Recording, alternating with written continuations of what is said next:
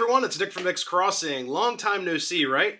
And today I'm going to show you guys the finished bench work of the layout, and even better, we're going to run some trains today. So here we go, all aboard.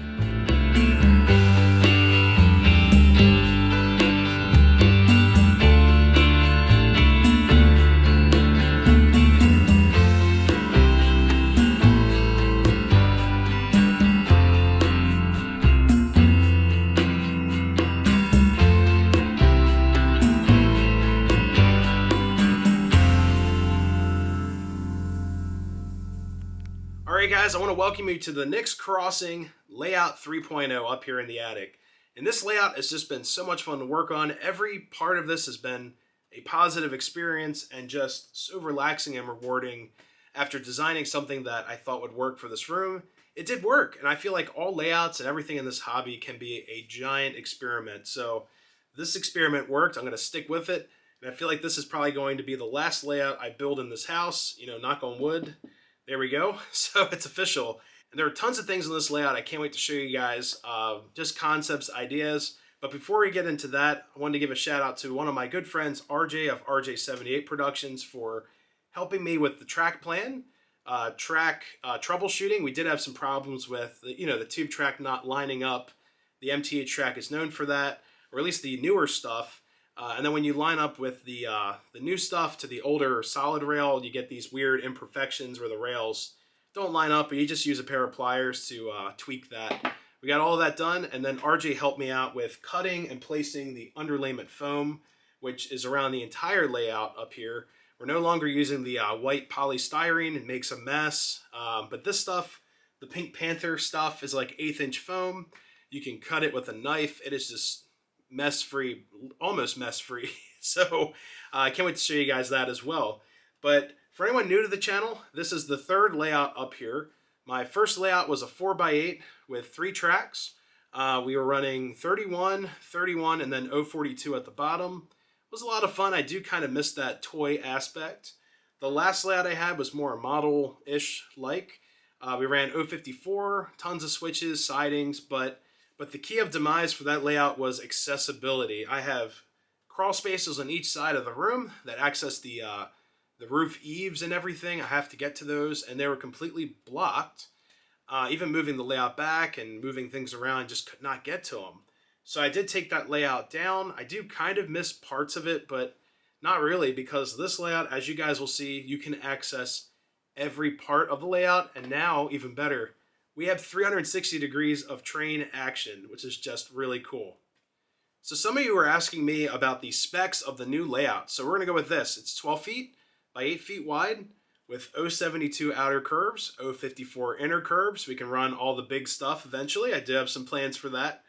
And then we also have areas of like town settings, country settings, the station behind me, and also our storage areas. So I have 3 sidings on this layout. 2 of them will be blocked out, so I can actually park locomotives there, cut the power, and then able to energize them by using a switch to send them out to the main line or things like that. So we're going to actually go clockwise from the control station here, where I'm sitting and filming, of course. We're going to go around the room, show you guys some of the elements of the track plan, the town settings, things like that. So here we go. All right, guys, just to give you a reference where the old layout was, I'm actually sitting in it. So that actually came out this way and went to the wall. The extension started right about here, went out to the edge of my bench. So right where this blue shelf is there, it's actually right there, butt up against the wall, and went all the way back to this corner. So as you can see, I'm actually sitting in the old layout, which is pretty crazy to think of. But yeah, so like I said, I'm going to start with the control stand first. And this has been so much fun to build. I'm actually lower my chair really quick. There we go. So we actually have the old control box, which I used to use for live streams. My laptop would sit on here. NixCrossing logo. And this will all be wired in for accessories, of course. So we're going to have track on block or track 1 block. So here's your 2 blocks for the yard. We'll just do track 1, track 2. Down here we'll have the accessory button, or the accessory switch, which is here, put in the center to light up all our town lights and such. We'll have a push button. We'll have something hooked up to that, I'm sure. But These are for the old layout. So the milk stand or the milk station, the ice guy, the whistle, and the signal. This was for, I believe, that was for the rotating crossing beacon or the banjo signal. So yeah, we'll have all those hooked up. So right now, I actually labeled these Freight 1, Freight 2, and Ice, which you guys will see up on the Benchwork where those are. But here's the control station. Now all the wiring and such is underneath, but before we get into that, check this out. I actually built a drawer, and this is for Monday run days or just storing stuff. I have to reinforce it, but it's just a slide out table with my microphone stand hooked up. So that's ready for the live streams there. We also have my laptop sitting there charging. We also have the interface for the microphone back there, so everything's nice and compact. And when you're not using it, you just slide it back in and it stops right there. So pretty easy. Now we are using a TMCC remote for this layout, so I can just chill under here or up here on my little desk here. So that works out really well. Now I'm going to show you guys the back side where the wiring will be, but it's pretty simple. Alright guys, so here's the back side of the control station. So here's the shelf that I showed you earlier. Goes in and out there. On top we have the Euphoria UMC 404, which is my audio converter or interface from the microphone to the computer. It works great, sounds great. If you guys want to get into like podcasts or doing live streams, definitely recommend picking up one of these. It's a Behringer Euphoria 404. Down here we have the MRC Dual, which is a great transformer for running conventionally. It's a great backup, but I'm going to use it for powering accessories. So I like running my accessories around 14 volts so the lights don't get too hot and burn out. I learned the hard way on that one. But yeah, it's a great backup, and it's going to be a great accessory transformer. Now down here we have my power bricks, the powerhouse of the layout, all hooked up to the TPC 300, the command base, and also we have the Power Master. I love the old Power Masters. The TPC kind of gives out if I run like a post-war engine with a whistle tender. I guess it draws too much amperage, but apparently that's a common issue with the TPCs. So I'm currently looking for a replacement Power Master with the Y cable. So if I find one at York or such, I'll definitely pick one of those up. So now we're going to go back into the layout through this secret passage under here. We're going to crawl under here, and I'll give you guys a look on what's going on with the layout. Alright guys, for Benchwork, just really quick, because I'm sure you guys want to see the layout itself. The Benchwork was fairly simple. I just did a simple framing system by using these 1 by half-inch strips of just stick lumber. It's all pine, nice lightweight. And these were actually bought on a clearance rack at Home Depot. So like these pieces were clearance. These are recycled from the last two layouts, these 1 by 1 stick lumber pieces. And it all just went together beautifully. Underneath, it's all framed up like a house. You know, every so often you put in a cross beam. And then here, I actually had to joint these two pieces together. And then to reinforce it, screwed it in on the face and then put a cross beam across there. You can see a seam in the plywood there. But I also recycled all the plywood from the last two layouts, needing to only buy, I think, 2 by 4 pieces of plywood. But yeah, it's a simple framing in. Just using 1-inch screws and some places 2-inch screws. There it's all framed in.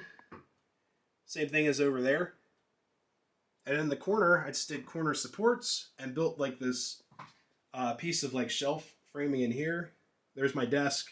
The old operations desk on the old layout. I'm actually going to use this as a test stand. So I just have some tools on it, some cars over there. But yeah, this is going to become a troubleshooting stand and also just storage for extra parts and such.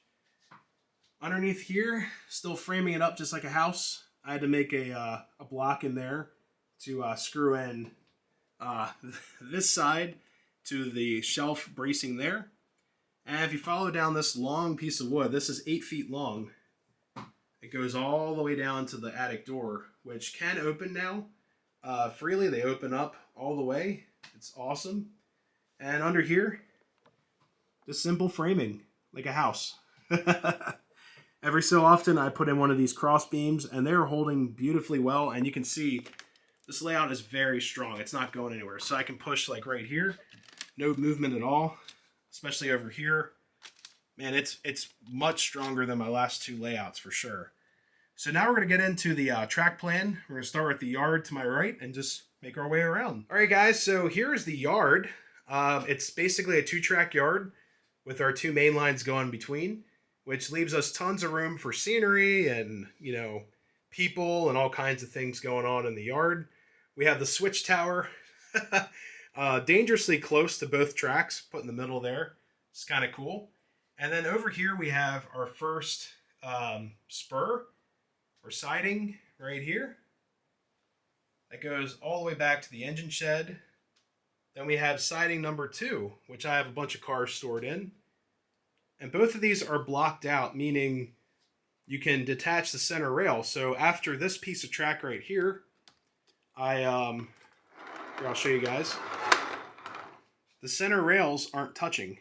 So there's a small, tiny gap between them. Underneath, I soldered a wire to go underneath here. Then the other one soldered to hook up to a switch so I can cut power to this track.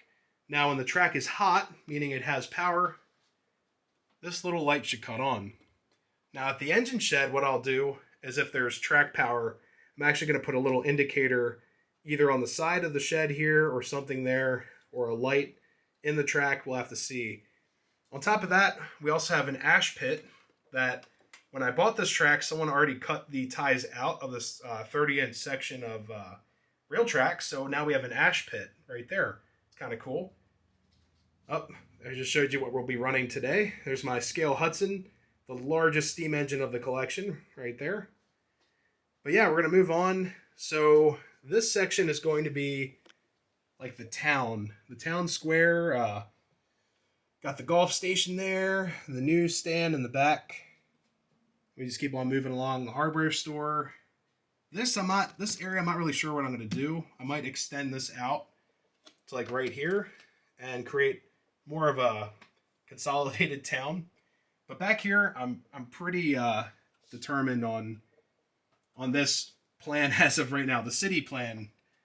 We have the town, the movie theater in the back there, the pharmacy corner store, and then right here we're going to put our 2-track crossing right in here, coming out right off the edge of the earth, right there. And here we have the Rail King station that a lot of you guys have with the double platform. We're going to put these in the middle, so if I can move my train up carefully. I'll just move the cars down. You can see it's already fully active with people, telephone booth, all that. And this platform's actually empty. This is kind of funny. This one's empty because on the old layout I could not reach this platform, so I couldn't put people on it. But this station is already rustling and bustling. We have people in town. We have actually a cop eating a donut next to the mailbox right there. So yeah, also have my bridge signal. I'm playing around with the place for this. Unfortunately, it's not wide enough to go over both tracks, but we'll have to see. Now, if we move down, right in this area where this lantern's at is going to be the Railfan Park. Now, the last layout, I kind of built a park, but we're going to put our American flag right here, have people taking pictures, pulled over cars, all that fun stuff. A little bit of a parking lot in back there. It'd be kind of cool. This lantern will be mounted. I'm going to show you guys this. I'm actually going to hang these lamps underneath the layout like such. So let the light illuminate them, natural light in here. Just give some railroad aesthetic. So I thought that'd be kind of cool. Let me put her back. And then here's the final siding. This is the industry section of the layout. Just very simple, freight shed, the icing station. I can store cars in here as well. It does need to be fastened down. I don't think this track's down yet, but it's there. It works. Also put another track buffer at the end, playing around with some rocks and things like that. This side of the layout is going to be more rural, like trees, mountains, and stuff. I'm actually going to take this out, the old station and platform. Not this, though. This is staying my little Strasbourg custom model that I got from the Allentown show. Definitely keeping that. I'll probably put that... We'll actually put that over here. There you go. welcome home. So yeah, we're gonna move on with making this a very rural spot. Put the trailer that I had before in here, the milkman, all that stuff right in this area here. Create it more of like a forest. Put some trees in here. It's gonna look awesome. Now with this layout, I am playing around doing backdrops, so you don't see like, you know, the ceiling and all that fun stuff. But I think back here I might just leave it with the Lionel posters and such and the clock on the wall, which of course the clock has got the wrong time on it. But anyways, it is what it is. So yeah, it's just the way it's going to work out. All right, guys. So with this layout, I feel like it is just so much more relaxing just to come up here, sit in the middle here, have my laptop, can I have music playing on my speakers near my computer screen on the other side, and just relax up here. It's just such a great space. I've actually thought about having some other modifications like cup holders for cold snacks, as they call them, or even just my water bottle up here. Just put some cup holders here and there, and putting some under lighting once we get everything painted and looking pristine up here. So I thought that'd be kind of cool, make it like a club space. And on top of that, I'm also looking forward to putting the scenery together on this layout. We will be ballasting all of our track. Again, yeah, ballast, of course. The fuzzy green expensive stuff, trees, people, cars, all of that. So I can't wait to get started on that. And I'm actually already starting the scenery. By the time I'm putting out this video, part of this layout may already be fully furnished with fuzzy green expensive stuff. We'll have to see how it goes. But anyways, let's get to running some trains. So here we go.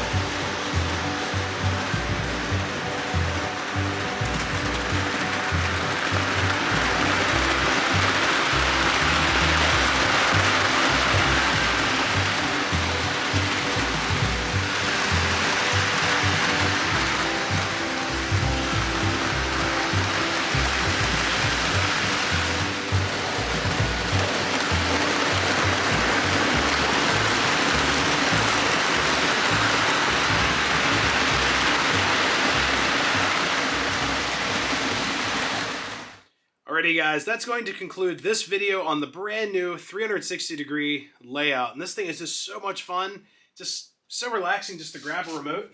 And seriously, just turn it on and she's good to go. So, oh, the Amtrak still wants to run. So yeah, it is just such a great feeling to have a layout again. And I really did miss having a layout to run my trains on. And yeah, I could run N-scale in the living room every week, but it's not the same as having my awesome, the love of O-scale up here again. So Anyways, if you guys are new to the channel and really enjoyed this video, make sure to consider subscribing. Love reading your guys' comments, and giving the video one of these really helps out the channel. Until next time, everyone, happy railroading. We'll see you next time.